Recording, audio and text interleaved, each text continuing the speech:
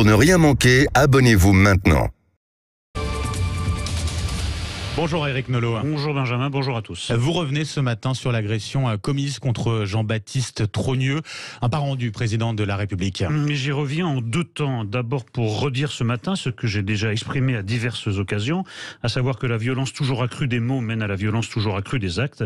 Nous venons de le vérifier dans l'affaire Jean-Baptiste Trogneux. À force de justifier l'injustifiable, à force de vouloir placer sur un même pied la légalité et la légitimité de la foule, ainsi que l'extrême gauche le fait à longueur de journée, on en arrive à une logique de meute, on en arrive à reproduire les excès révolutionnaires déjà constatés par le passé dans notre pays. J'apprends dans l'excellent quotidien Le Courrier Picard, on ne cite pas assez Le Courrier Picard sur Sud Radio, je pense, que les sinistres individus... Voilà, on le fait. Voilà, c'est fait. Que les sinistres individus qui s'en sont pris au petit-neveu du président de la République ne sont, je cite, ni des gilets jaunes, ni des black blocs, mais des babaches, un mot qui désigne des imbéciles dans la langue des gens du Nord. On ne saurait mieux dire, à condition d'ajouter qu'il y a des babafs qui se perdent. Mais ces pauvres crétins ne viennent pas de nulle part.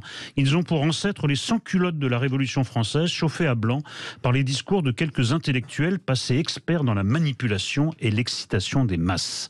Quand Jean-Luc Mélenchon refuse de condamner sans ambiguïté l'agression commise par une bande organisée contre un homme seul et parle du chocolatier Trogneux, qui ne comprend, qui n'entend que du temps de la terreur, il aurait parlé du ci-devant Trogneux pour stigmatiser de la même manière un adversaire de classe, un adversaire par naissance, contre lequel tous les coups sont permis.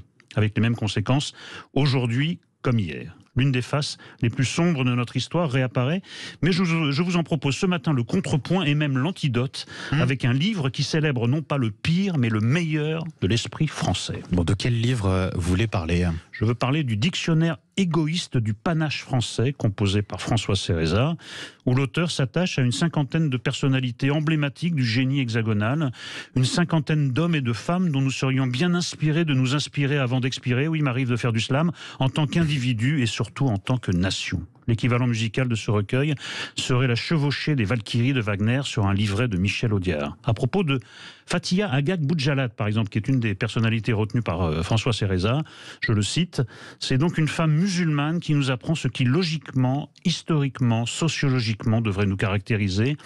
Nous sommes tellement affadis, tellement tétanisés, tellement avachis par les grands crus et les petits plats que nous restons dans notre coin sans broncher, pareil à des poissons clowns sur leur luminaire, prêts à toutes les concessions, à toutes les compromissions. » Voilà qui est envoyé de notice en notice, de De Gaulle à Cyrano de Bergerac, de Joseph Kessel au Vers de Saint-Étienne, de Gérard Depardieu à Marie Curie, de Bernard Loiseau à Louise Michel.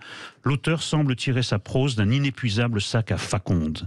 Ça crépite, ça castagne, ça charge plume au clair tous les bouffons contemporains, ça tire à vue et surtout ça tire vers la vie. Et ça fait un bien fou en ces temps d'aplatissement national et de règne advenu des babaches. Le panache contre les babaches, le dictionnaire égoïste du panache français de François Cérezat est paru aux éditions Cherche Midi.